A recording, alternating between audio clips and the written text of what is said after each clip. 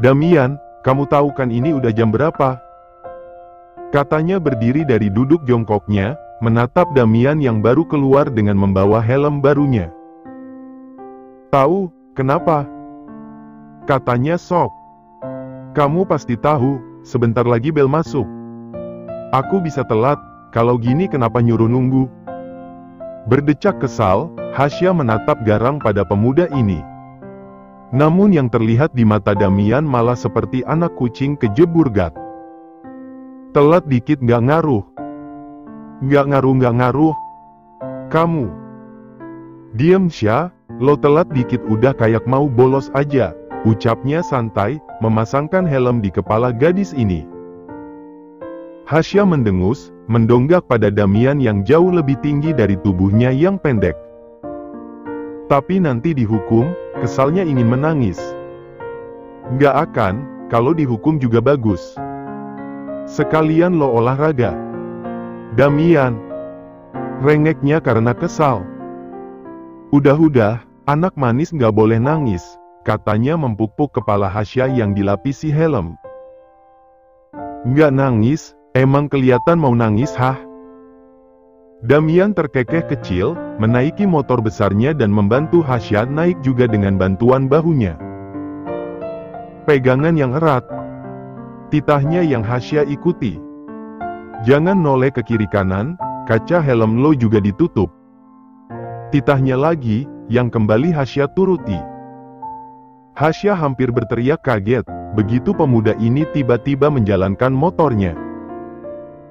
Keliaran di gerbang besar rumahnya, Damian mengegas dan mengebut di jalanan ibu kota yang macet setiap hari. Hasya menahan nafas, kecepatan Damian mengemudikan motornya seperti pembalap yang sering dia lihat di layar TV saat masih mengontrak dulu. Semakin mengeratkan pelukannya di pinggang Damian, Hasya berdoa dalam hati agar dilindungi Sang Pencipta. Semoga selamat sampai tujuan, adalah doanya. Hasya takut. Damian menyalip semua mobil, motor, dan truk di depannya. Damian, pelan-pelan. Teriaknya keras, berharap laki-laki ini dengar. Udah lo diem. Katanya, diem. Di kondisi begini, lelucon yang sangat patut diberi palu. Begitu di lampu merah, Damian mendadak mengerem membuat Hasya maju ke depan. Hati-hati, nyawa kita cuma satu bukan 9 kayak kucing. Ucapnya memukul bahu pemuda ini. Damian menoleh sedikit ke arahnya, gue bilang lo duduk diem, manis di belakang. Gimana mau duduk manis, diem kayak patung kalau kamu pakai motornya kayak orang gila. Damian menahan senyum di balik helmnya, Hasya yang tidak ditanggapi mendengus kesal. Kamu dengarkan Damian, aku gak mau mati muda di tangan kamu. Hayalan lo ketinggian. Jangan ngebut, aku takut. Amal aku belum banyak. Damian memutar bola matanya malas, setelah lampu hijau. Dia kembali menjalankan motornya dengan kecepatan biasa, sesuai permintaan Hasya. Gadis ini bernafas lega di belakang punggung Damian, lupa kalau dia sudah terlambat. Sangat terlambat masuk ke sekolah. Sesampainya di depan gerbang SMA Antarbangsa, Hasya menatap nyalang gerbang yang sudah tertutup rapat bahkan sudah digembok itu. Aku telat, ucapnya. Hasya melepaskan helmnya, menatap Damian yang hanya mengangkat bahu. Gara-gara kamu. Kesalnya. Yang bilang jangan ngebut lo, ya lo telat karena kemauan lo. Hasya mendengus, pokoknya salah kamu yang lambat banget keluar dari rumah. Lo yang mau gue nggak ngebut, ya salah lo bukan gue. Ucapnya tak mau disalahkan. Udahlah, gue mau ke sekolah. Jangan bolos, jangan nakal, jangan iseng juga sama guru, kata Hasya. Damian yang tadi menghidupkan mesin motornya kembali mematikannya. Gue murid baik, nggak suka telat macam lo. Damian tertawa kecil, menjalankan motornya. Mengabaikan Hasya yang kesal luar biasa karenanya. Hasya. Gadis ini menoleh cepat, menatap takut pada guru BK yang sudah menatap tajam ke arahnya dengan penggaris panjang di tangan. "Masuk kamu," kata guru, saat pintu gerbang sudah terbuka. Hasya melangkah dengan lesu, siap menerima hukuman yang akan diberikan guru BK kepadanya. "Kenapa bisa telat?" "Macet, Pak." "Sudah tahu macet dan kamu malah terlambat, jangan jadikan macetnya ibu kota sebagai alasan," katanya keras. Hasya semakin menunduk. "Saya minta maaf, Pak, ini terakhir kalinya saya terlambat." Guru BK itu menghela napas lirih. "Ini kali pertama kamu terlambat, saya akan kasih keringanan. Bersihkan lapangan utama, banyak sekali sampah di sana. Jangan berani masuk kelas jika belum bersih," ucapnya lagi, melangkah pergi meninggalkan Hasya yang terngagak. "Ringan dari mananya, lapangan kan luas banget," gumamnya. Kelas begitu berisik, padahal seorang guru masih berada di depan papan, menjelaskan materi pembelajarannya. Semua teman kelasnya tidak ada yang peduli, dikarenakan guru itu guru baru di sekolah ini.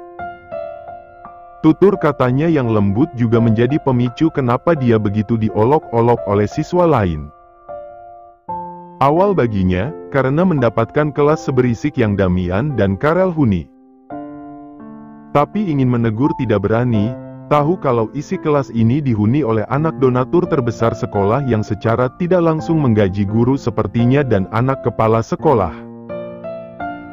Damian diam, tetap memperhatikan padahal tidak minat. "Berisik, bisa diem?"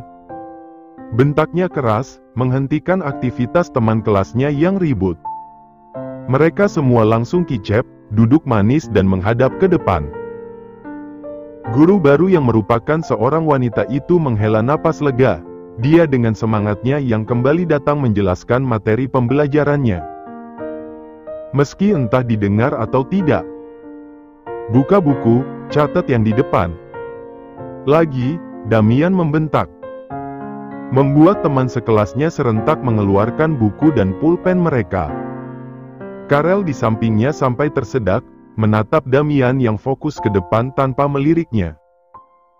"Kesurupan lo?" bisiknya bertanya. "Perhatian lo ke depan, mau gue patahin tuh leher." Karel langsung menghadap depan, Damian mode serius itu menyeramkan. Apalagi mode bucin, makin-makin menyeramkan. Damian tersenyum miring, mengingat pesan Hasya membuatnya mau diatur-atur begini. Padahal dia yang keras kepala dan tidak ingin mendengarkan apa kata orang lain kini menurut kepada gadis bego yang sayangnya membuat Damian selalu saja kepikiran. Hasya sendiri, dia tengah membersihkan halaman luas sekolahannya. Gara-gara Damian, si emosian yang moodnya kayak roller coaster itu membuat Hasya terlambat dan harus dihukum membersihkan lapangan luas ini, sendirian. Dasar Damian setan, setannya keluar nyebar kemana-mana. Dumelnya, Hasya mengusap keringat yang mengalir di keningnya.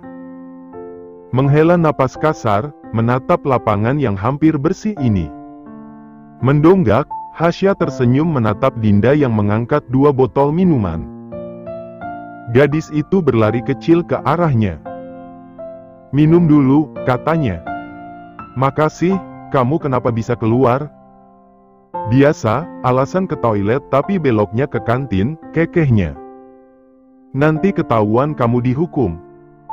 Dinda menggeleng, "Nggak akan ketahuan kok, cuma sebentar juga. Ini mau kasih lo minum doang, abis itu balik ke kelas." "Makasih ya Din, uangnya aku ganti." Dinda menggeleng lagi, "Kayak bukan teman kita kalau perhitungan, udah minum aja." "Gue balik ke kelas, tenang gue catetin kok pembahasan sejarah kali ini." "Tumben, biasanya kamu paling molor kalau sejarah." Dinda menyengir, "Demi lo nih, gue tahu pasti teman kelas kita nggak ada yang mau pinjemin buku catetannya nanti." "Ada kok, ketua kelas," ucap Hasya. "Udah-udah, gue aja yang catetin buat lo." Jangan pinjem ketua kelas, nanti ada yang marah. Ucapnya, membuat Hasya bingung. Siapa yang marah? Intinya orang, bukan setan, kekehnya. Ya udah, gue balik dulu. Keburu guru nyadar kalau gue bukan ke toilet. Iya, balas Hasya. Dinda pergi, dia melambaikan tangan pada Hasya yang gadis ini balas. Tersenyum, Hasya menatap kembali 2 botol minuman yang Dinda berikan padanya. Makasih Din, mau berteman sama aku, gumamnya lirih. Ini kali pertama Hasya diperlakukan layaknya teman yang benar-benar teman yang dibutuhkan. Membuang napas kasar, Hasya mendonggak. Tidak, dia tidak boleh menangis, seharusnya dirinya bahagia karena bisa berteman dengan Dinda yang tulus.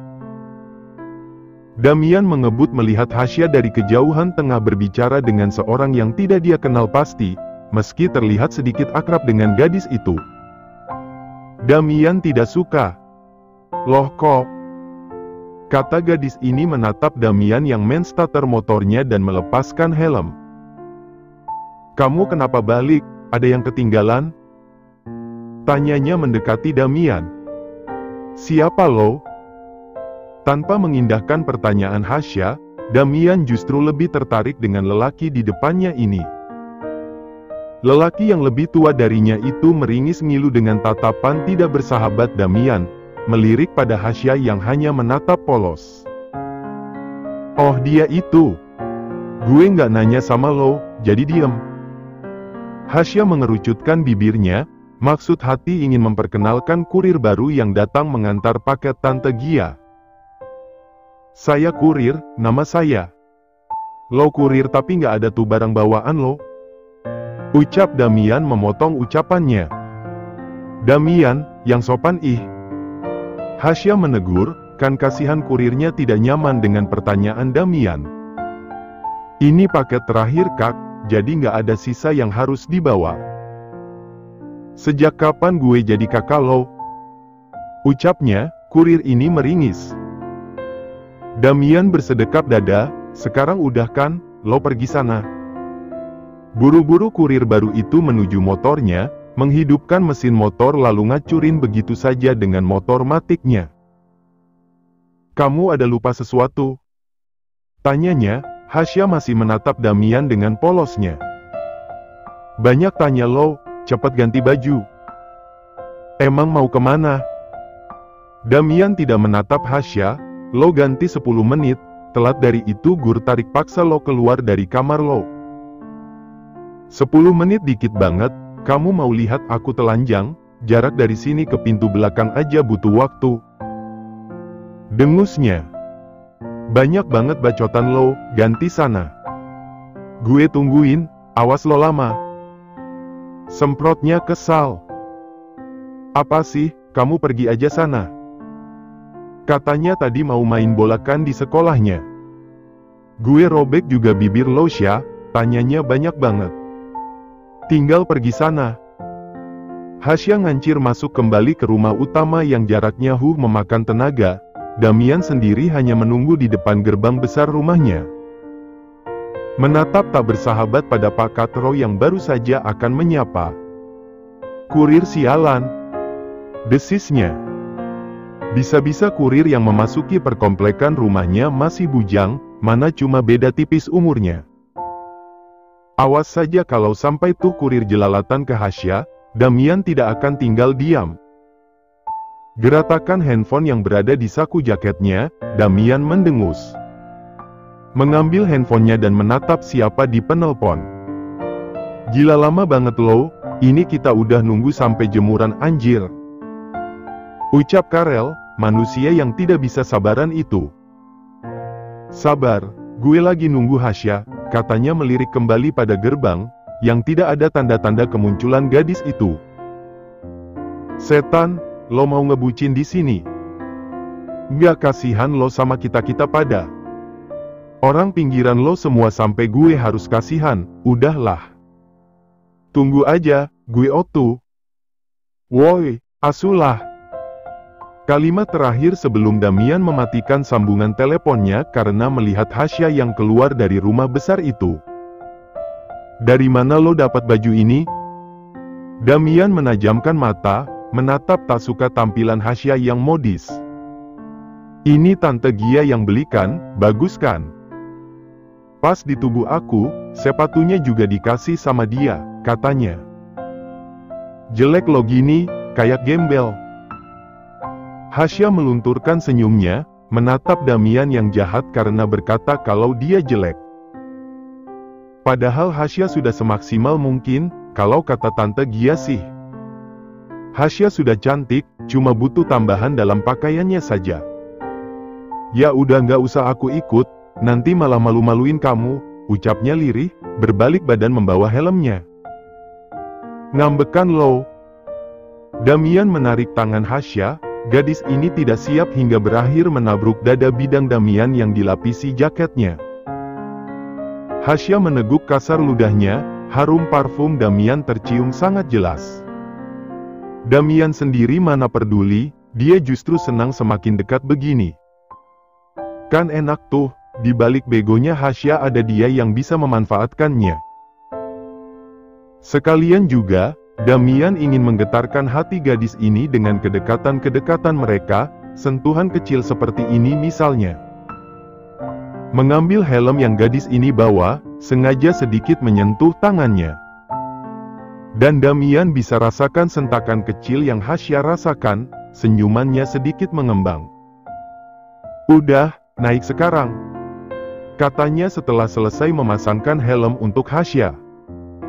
Gadis ini menurut, berpegangan di kedua bahu Damian dan menaiki motor ninja pemuda ini.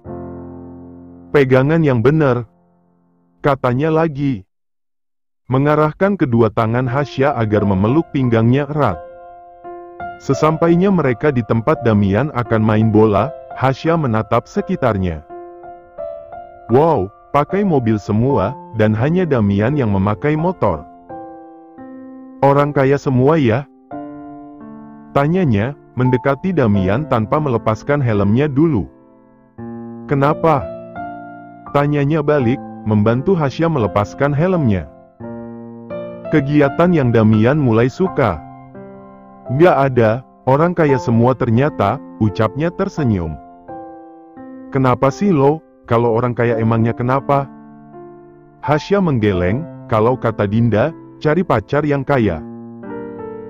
Terus yang bucin juga sama kita, nanti kalau mau nonton konser idola jadi mudah karena ada backingannya." Ajaran dari mana lagi ini, lama-lama Damian binasakan juga mereka. "Nggak perlu, lo tinggal minta sama gue. Konser mana yang lo mau, gue beliin tiketnya." "Nggak, nanti aku minta sama pacar aku," ucapnya antusias. "Emang lo punya pacar? Nggak ada yang mau sama lo," toyornya. "Ih ada kok, lihat aja. Aku bakalan nunjukin ke kamu siapa pacar aku nanti." Damian mendengus, "Nggak ada yang bisa ngalahin kekayaan gue, jadi mending lo porotin gue yang udah terjamin duitnya. Yang deket sama lo palingan kernet angkot yang nggak seberapa tuh penghasilan sehari. Jangan hina pekerjaan orang." "Siapa yang ngehina? Gue bilang apa lo fokusnya ke apa?" kesalnya. Damian menarik lengan Hasya mendekat. "Ingat, lo cuma boleh porotin duit gue, minta apa yang lo mau ke gue." Damian tersenyum tipis, mencolek hidung Hasya yang tidak terlalu mancung. Menggenggam tangan gadis ini, Damian melangkah memasuki kawasan dia dan teman-temannya bermain futsal. Hasya sendiri hanya diam di belakang punggungnya, dada gadis ini berdetak tak karuan dengan perlakuan mendadak Damian yang manisnya kebangetan. Sesampainya mereka di lapangan yang dimana banyak sekali cowok-cowok keren dan tampan, tapi masih jauh lebih tampan Damian sih. "Lo tunggu di sini aja, gue main dulu," ucap Damian melepaskan genggaman tangan mereka. Melepaskan jaketnya dan memberikannya pada Hasya, begitupun dengan kunci motor, dompet, dan handphonenya. "Cemilannya lo makan aja, ingat. Cuma gue yang boleh lo lihat. Mengusap pucuk kepala Hasya, Damian berlari kecil ke tengah lapangan. Meninggalkan Hasya duduk lesehan di dekat lapangan. Sebenarnya ada bangku penonton, tapi Damian tidak ingin melihat Hasya duduk di sana karena ada saja yang datang nanti. Dan dia malas berlari terlalu jauh hanya untuk memastikan siapa yang bersama gadis itu. Siulan menggoda terdengar begitu dirinya sampai di hadapan Karel. Pemuda itu menaik turunkan alisnya. Melirik ke belakang punggung Damian, di mana ada Hasya yang masih memperhatikan sahabatnya ini. Gue tarik kata-kata gue, ceweknya imut gitu. Gemeskan gue, ucapnya. Damian memutar bola matanya malas, menginjak kaki Karel tanpa perasaan. Woi set asterisk N. Kagetnya, menunduk mengelus kakinya di balik sepatu bola yang dia kenakan. Main-main lo, itu pawangnya yang lo goda, tawa teman-temannya lain. Karel hanya mendengus, dipuji salah, dihina salah. Ini Damian maunya dia kayak gimana sih?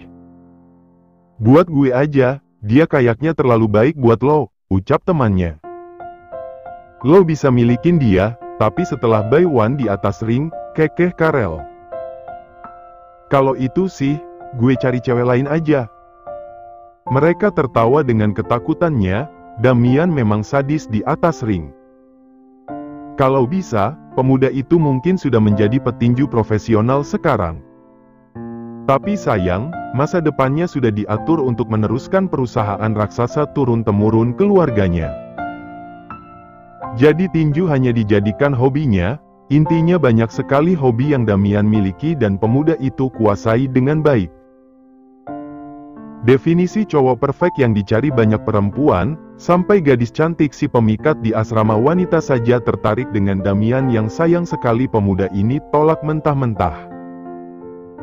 Dan kedatangan Damian yang membawa seorang gadis, membuat mereka kaget tentunya. Bukan gadis seksi yang mengenakan pakaian kurang bahan.